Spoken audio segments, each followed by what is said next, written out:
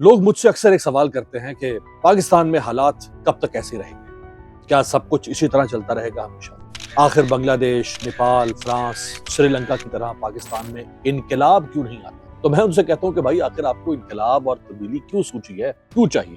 اس پر اکثر لوگ غصے میں آتے ہیں اور وہ کہتے ہیں کہ یار آپ عجیب آدمی ہیں، آپ کو نظر نہیں آتا کتنی مہنگائی ہے، 2 وقت کی روٹی کھانا مشکل ہے، کیا آپ کو نہیں پتا کہ ملک میں کتنی بے روزگاری ہو چکی ہے؟ کیا آپ کو نظر نہیں آتا کہ بجلی، گیس اور پیٹرول پر کتنا زیادہ ٹیکس ہے جو ہم تنخواہ دار لوگوں کی گردن مروڑ کر، ہمارا خون نچوڑ کر ہم سے لیا جا رہا ہے؟ ورلڈ بینک کے مطابق پاکستان کی 44.7% آبادی غربت کی لکیر سے نیچے ہے۔ جانتے ہیں اس کا مطلب کیا ہے؟ اس کا مطلب ہے کہ 100 میں سے 44 پاکستانی ایسے ہیں جن کے لیے 2 وقت کی روٹی کمانا بھی مشکل ہے۔ ورلڈ بینک کی رپورٹ کے مطابق پاکستان میں 15 سے 24 سال کی عمر کے 37% نوجوان نہ تو ملازمت کر رہے ہیں، نہ ہی تعلیم یا تربیت میں شامل ہیں، اور ملک کی کل آبادی کا 42% 42% مڈل کلاس طبقہ ہے، اور یہ وہ طبقہ ہے جو بنیادی سہولیات سے محروم ہے۔ بنیادی سہولیات جیسا کہ نکاسی آب، پینے کا صاف پانی، سستی بجلی، سستا گھر، اور یہ وہی مڈل کلاس ہے جو ریاست کو چلانے کے لیے اپنی کمائی کا سب سے زیادہ حصہ ٹیکسز کی صورت میں ادا کرتی ہے۔ تو پاکستان میں انقلاب کیوں نہیں آتا؟ اس کی میں 6 ریزنز آپ کے سامنے رکھوں گا کہ کیوں نہیں آتا۔ آپ اس پر کامنٹ سیکشن میں اپنی رائے کا اظہار کر سکتے ہیں۔ دیکھیں، لوگ بنگلہ دیش کی مثال دیتے ہیں اور کہتے ہیں کہ بنگلہ دیش میں بھی تو حالات ہماری طرح تھے، وہاں لوگ سڑکوں پر آ گئے، یہاں کیوں نہیں آتے؟ بھائی وہاں تو ملازمتوں میں کوٹے کے خلاف پورے ملک کے نوجوان ہوتے، پورے ملک میں انہوں نے اپنے سینوں پر گولیاں کھائیں۔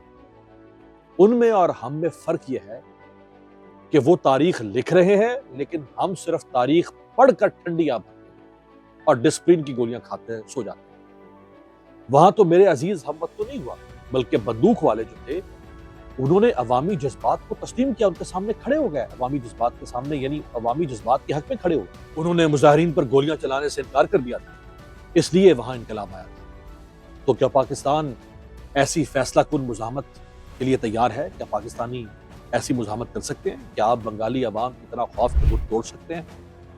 کیا اگر مگر ایسا اور ویسا کی مسلطیں چھوڑ سکتے ہیں؟ ظاہر ہے کہ نہیں۔ ہمارے یہاں اکثریت ایسا نہیں کرتی، کیونکہ انہیں خوف ہے کہ اگر سڑکوں پر آئے، اپنے حقوق کا مطالبہ کیا تو نوکری چلی جائے گی، کاروبار متاثر ہوگا، اور اگر پکڑے گئے تو مار کھائیں گے۔ مان لو کہ کوئی شخص آپ کے حقوق کی جنگ لڑتے لڑتے جیل چلا بھی جائے، اپنا سب کچھ داؤ پہ لگا بھی دے، جیسے عمران خان نے لگا رکھا ہے، یا ماضی میں اور بہت سارے سیاستدان، بہت سارے صحافی، بہت سارے انسانی حقوق کے رہنما، بہت سارے سیاستدان، سیاسی لیڈرز، انہوں نے ماضی میں بھی قربانیاں دی، تب بھی آپ باہر نہیں نکلے۔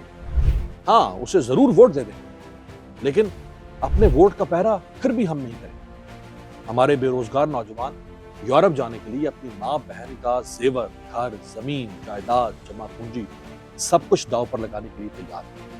اگر اس سے بھی کام نہ بنے تو نوجوان ڈنکی لگا کر اپنی جان گنوانے کے لیے بھی تیار ہوتا ہے، تاکہ یورپ جا سکیں، 4 پیسے کما سکیں۔ لیکن اپنی ریاست سے روزگار کا مطالبہ ہم نہیں کرتے، اپنے لیے آواز نہیں اٹھاتے، اپنے حقوق کی جنگ اپنے ملک میں رہ کر لڑنے کو تیار ہیں۔ ہر بحران میں قربانی عوام سے مانگی جاتی ہے، لیکن ریلیف اشرافیہ کو ملتا ہے۔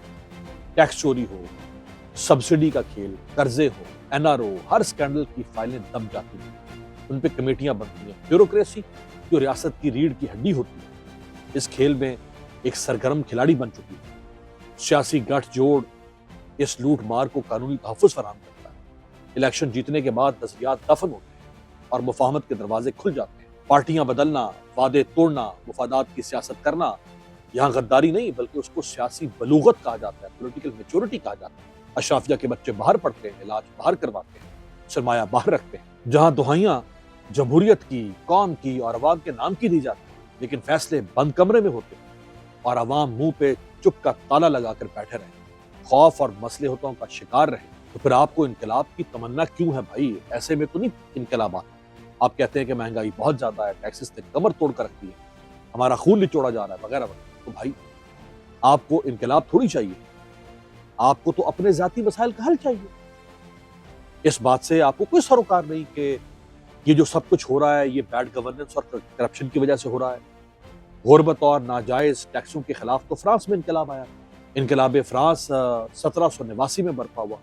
جے ایم تھامسن ہسٹورین جنہوں نے انقلاب فرانس میں بہت لکھا، وہ کہتے ہیں کہ وہ وقت تھا کہ فرانس میں جو کھانے پینے کی اشیاء کی قیمتیں تھیں وہ آسمان پر پہنچ چکی۔ ایک فرانسیسی مزدور کی ایک دن کی اجرت بہت کم تھی، اور جو آخری بادشاہ تھا لوئس 15، اس کے غیر معمولی اخراجات نے ملک کو دیوالیہ ہونے کے قریب لا کھڑا کیا۔ زرعی پیداوار مسلسل کئی سالوں سے گر رہی تھی، ملک میں خشک سالی، جانوروں کی بیماریوں کے مسائل تھے، روٹی کی قیمتیں آسمان کو چھو رہی تھی، کسانوں اور غریب لوگوں کے درمیان بدامنی پنپ رہی تھی۔ یہ وہ حالات تھے۔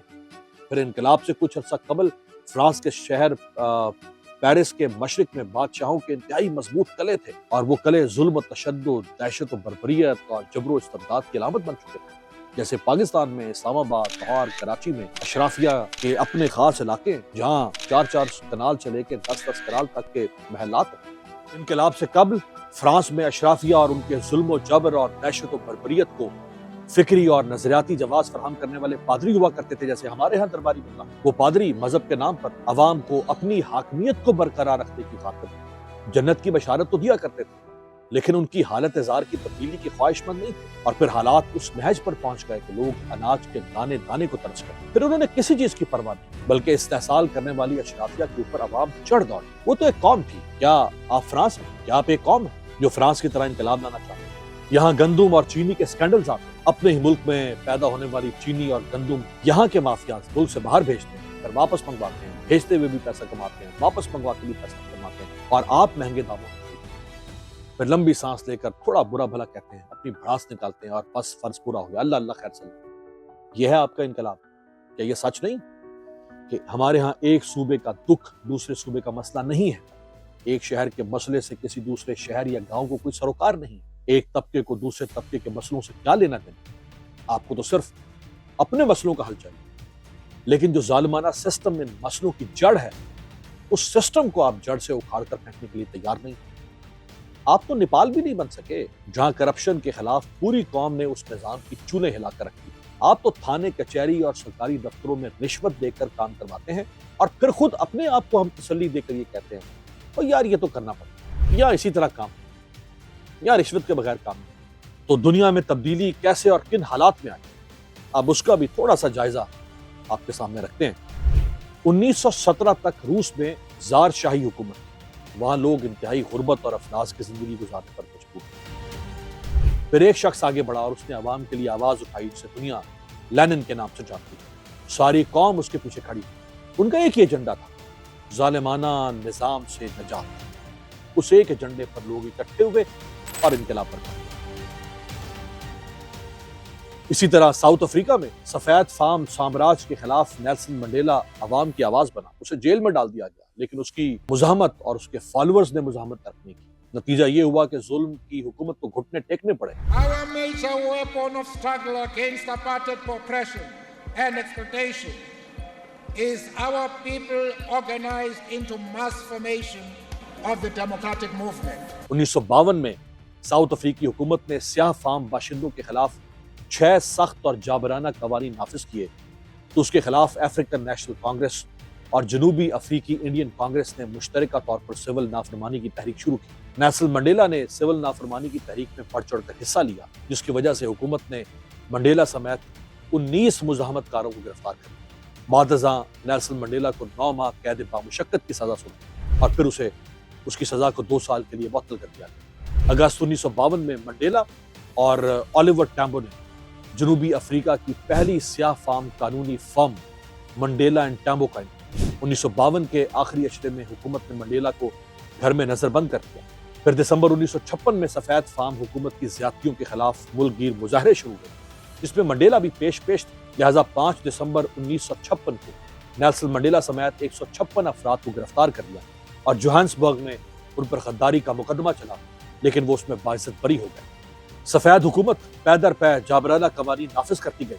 انہی سالوں میں حکومت نے سفید فام افراد کے لیے مخصوص علاقوں میں سیاہ فام باشندوں کے اجازت نامے کے بغیر داخلے پر پابندی عائد کی، یعنی بلیک وائٹ کے ایریا میں نہیں جا سکتا۔ انہی جابرانہ قوانین کے خلاف ملک بھر میں مظاہرے ہو رہے تھے۔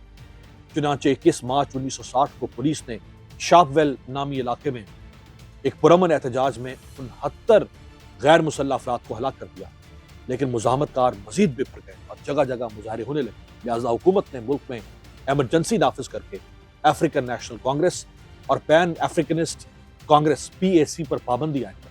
منڈیلا اور ان کے ساتھی حکومت کی زیادتیوں کے خلاف پرامن جدوجہد کر رہے ہیں۔ ان کا قصور یہ تھا کہ وہ سیاہ فام افریقیوں کے بنیادی حقوق کی بحالی چاہتے ہیں، لیکن سفید فام حکومت پرامن مظاہرین کے قتل عام پر بضد تھی۔ چنانچہ منڈیلا نے فیصلہ کیا کہ یہ گورے چونکہ لاتوں کے بھوت ہیں، یہ باتوں سے نہیں مانیں گے، اس لیے ان کی گولی کا جواب گولی سے دیا اور نیلسن منڈیلا انڈر گراؤنڈ چلے گئے، جہاں سے انہوں نے اپنی پارٹی کا ایک نیا عسکری ونگ امکھونٹو اسیزوے، اس کا نام تھا امکھونٹو اسیزوے یعنی قوم کی ڈھال کے نام سے تشکیل دیا۔ یہ عسکری ونگ وائٹ پولیس کے تشدد کے خلاف منہ توڑ جواب دیتا، جسے حکومت بوکھلا اٹھی۔ منڈیلا کی گرفتاری کے لیے جگہ جگہ چھاپے مارے گئے، لیکن وہ چھلاوے کی طرح غائب ہو جاتا، اسی لیے وہ بلیک پمپرنل کے لقب سے مشہور ہے۔ 1962 میں نیلسن منڈیلا جلاوطنی اختیار کر کے الجزائر چلے گئے، لیکن چند ماہ بعد ہی ساؤتھ افریقہ واپس آئے اور خود حکومت مخالف مظاہروں میں شریک ہونے لگے۔ آخرکار انہیں ایک بار پھر گرفتار کر لیا گیا اور 5 سال قید کی سزا سنائی گئی۔ اس دوران سفید فام پولیس نے ایک نیا ڈرامہ رچایا اور منڈیلا کے عسکری ونگ کے ہیڈ کوارٹر سے اسلحہ اور گولہ بارود کی برآمد کی کہانی گھڑی گئی اور ان کے خلاف ایک نیا مقدمہ ریوونیا ٹرائل شروع کیا گیا۔ اسی ٹرائل کے دوران ایک بار پھر نیلسن منڈیلا نے ایک جوشیلا بیان دیتے ہوئے ساؤتھ افریقہ کی پریس کے سامنے کہا کہ میں حقوق کی جنگ لڑ رہا ہوں اور موت سے نہیں ڈرتا۔ منڈیلا کی اس تقریر سے عالمی سطح پر کافی ہلچل مچی اور ساؤتھ افریقی حکومت پر انٹرنیشنل کمیونٹی کا دباؤ بڑھنے لگا۔ شاید یہی وجہ تھی کہ 12 جون 1964 کو ساؤتھ افریقی حکومت نے انہیں عمر قید کی سزا سنائی۔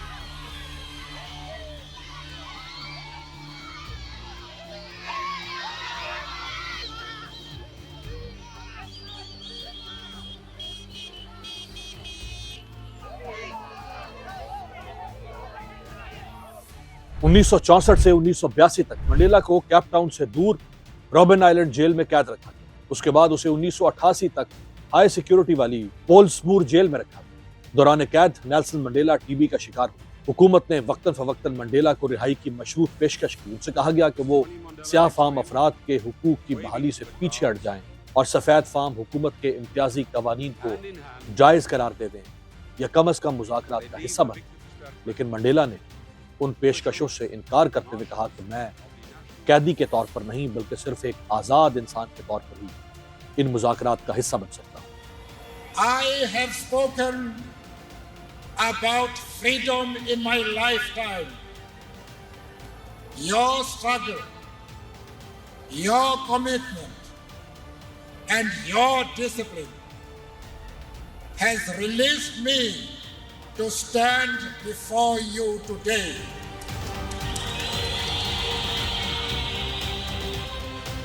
عام طور پر یہ سمجھا جاتا ہے کہ انقلاب صرف خونی جدوجہد کے نتیجے میں آتا ہے۔ یہ بات پارشلی درست ہے، لیکن مکمل سچ نہیں ہے۔ یہ کسی بھی خطے یا ملک کے حالات پر ڈیپینڈ کرتا ہے کہ وہاں تبدیلی کیسے آتی ہے۔ There's Mr. Mandela, Mr. Nelson Mandela, a free man taking his first steps into a new South Africa. دنیا میں ایسے کئی خطے ہیں جہاں خون کا ایک قطرہ بہائے بغیر بھی ظلم اور ناانصافی کے خلاف غیر معمولی مزاحمت کے نتیجے میں انقلاب برپا ہوا۔ اس کی سب سے بڑی مثال مراکش کا گرین ریولوشن یا گرین مارچ ہے، جس نے تاریخ کا دھارا بدل کر رکھ دیا۔ سن 70 کی دہائی میں مراکش کے کچھ حصے پر اسپین کا قبضہ تھا۔ یہ بدترین ظلم اور ناانصافی کا دور تھا۔ ان حالات میں شاہ حسن الثانی نے مزاحمت کا جھنڈا بلند کیا۔ 6 نومبر 1975 کو سلطان حسن نے ایک جوشیلی تقریر کی جس میں اس نے مراکش کے عوام سے مطالبہ کیا کہ وہ مغربی صحارا کو اسپینش قبضے سے آزاد کرانے کے لیے ساؤتھ کی طرف ایک طویل لیکن پرامن لانگ مارچ کا آغاز کریں۔ علينا أن نقوم بمسيرة خضراء من شمال المغرب إلى جنوبه ومن شرق المغرب إلى غربه۔ شاہ حسن الثانی کی زیر قیادت یہ احتجاجی مظاہرہ گرین مارچ کے نام سے جانا جاتا ہے۔ مراکش کا گرین مارچ 20ویں صدی کی تاریخ میں ایک بے مثال واقعہ ہے۔ شاہ حسن الثانی کی زیر قیادت 35 لاکھ انسانوں کا سمندر، مرد، عورتیں اور بچے، قومی پرچم اور قرآن مجید اٹھائے جنوب میں مغربی صحارا کی طرف بڑھنے لگا۔ ساری دنیا ٹیلی ویژن اسکرینوں کے ذریعے دم سادھے ہوئے یہ مناظر حیرت سے دیکھ رہے تھے۔ ایک طرف اسلحہ سے لیس اسپینش شاہی فوج تھی اور دوسری طرف اپنی جان ہتھیلی پر لیے ہوئے لاکھوں غیر مسلح لوگ جن کا صرف ایک ہی مطالبہ تھا اور وہ یہ کہ حقیقی آزاد آخرکار اسپینش سامراج کو گھٹنے ٹیکنے پڑے اور مغربی صحرا کا مقبوضہ علاقہ ہسپانیوں کے تسلط سے آزاد۔ اہم بات یہ ہے کہ اس لانگ مارچ کے دوران خون کا ایک قطرہ بہنا تو درکنار، کسی درخت کا ایک پتا بھی نہیں ٹوٹا۔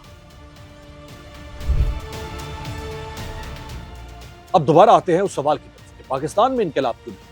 میں اس کی 6 وجوہات آپ کے سامنے رکھتا ہوں۔ پہلی وجہ، آپ یہ چاہتے ہیں کہ کوئی لیڈر آئے، کوئی مسیحا آئے، جادو کی چھڑی گھمائے اور سب کچھ ٹھیک کر دے، کوئی مرد اہن آئے اور آپ کو اس نظام کے چنگل سے آزادی دلائے۔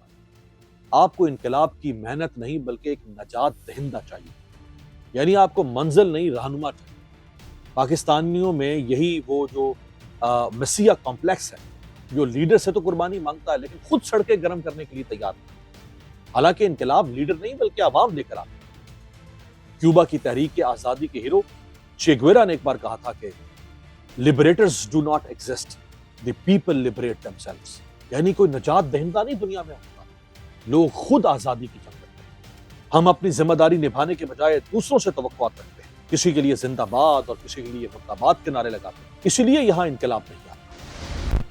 دوسری ریزن یا وجہ، بنگلہ دیش میں کوٹا سسٹم کے خلاف ہونے والے احتجاج میں صرف بے روزگار نوجوان نہیں بلکہ ہر طبقے کے لوگ شامل ہیں، کیونکہ وہ اسے ایک قومی مسئلہ سمجھتے ہیں۔ لیکن ہمارے ہاں ہر طبقہ صرف اپنے مسئلے کو اہمیت دیتا ہے، دوسرے طبقے کا مسئلہ وہ اپنا مسئلہ سمجھتا ہی نہیں، اسی لیے یہاں انقلاب نہیں۔ تیسری اہم وجہ، یحییٰ خان، ایوب خان اور ضیاء اللہ جس طرح اقتدار میں آئے، انہوں نے جو کچھ بھی کیا قوم زندہ باد کے نعرے لگاتے اور ان کو ہی نجات دہندہ سمجھتی رہی جو بربادی کی وجہ تھی۔ پھر ذوالفقار علی بھٹو آئے اور ان کے بعد کئی حکمران آئے، لوگ روٹی، کپڑا اور مکان جیسے نعروں کے ذریعے بہل گئے۔ آج ان سب کے وارث تو زندہ ہیں، بھٹو بھی زندہ ہے، لیکن قوم کی حالت مردوں سے بھی بدتر ہے۔ معاف کیجیے گا مجھے یہ سخت جملہ کہنا پڑا، لیکن کیا یہ حقیقت نہیں؟ ہم چونکہ عارضی ریلیف اور پالیسی بیانات پر مطمئن ہو جاتے ہیں، اس لیے یہاں انقلاب نہیں آتا۔ چوتھی وجہ، ہم زبان، علاقے، طبقات، نسل اور صوبوں جیسی شناخت میں پٹے ہوئے، ظلم و زیادتی کے خلاف ہم مل کر آواز نہیں اٹھاتے، اس لیے انقلاب نہیں۔ پانچویں وجہ، یہ بھی ہماری قومی نفسیات ہے کہ ہم طاقت کو سلام کرتے ہیں۔ ہم آئین پاکستان میں دیے گئے اپنے حقوق اور ریاست کے ساتھ اپنے سوشل کانٹریکٹ، اپنے معاہدہ عمرانی کو جانتے ہی نہیں اور نہ جاننا چاہتے ہیں، اس لیے انقلاب نہیں۔ چھٹی اور آخری وجہ، وہ قومیں دنیا میں انقلاب لانے میں کامیاب ہوئی جنہوں نے استحصال کرنے والے اپنے دشمن کو شناخت کر لیا۔ پاکستان کی ایلیٹ کلاس اس ملک کے سارے وسائل کو شیر مادر کی طرح چاٹ رہی ہے، اس کی ساری طاقت اس نظام میں سٹرکچرڈ ہے۔ IMF اپنی حالیہ ٹیکنیکل اسسٹنس رپورٹ میں انکشاف کر چکا ہے کہ پاکستان میں ہر سطح پر بدعنوانی ہے، طاقتور حلقوں نے معاشی پالیسیاں یرغمال بنا رہی ہیں۔ اس کا واضح مطلب یہ ہے کہ پاکستانی اشرافیہ نے اس نظام کو یرغمال بنایا، لیکن ہمیں اس سے کوئی فرق نہیں پڑتا کیونکہ ہمیں اپنے ذاتی مسائل کی فکر ہے، اسی لیے یہاں انقلاب ہے۔ اور یہاں ایک اور طاقت ہے جس کو اسٹیبلشمنٹ کہا جائے، اس کا کردار پاکستان کی 78 سالہ تاریخ میں گواہ ہے۔ My dear countrymen, Assalamu alaikum. I have imposed martial law throughout Pakistan. قومی اور صوبائی اسمبلیاں توڑ دی گئی ہیں۔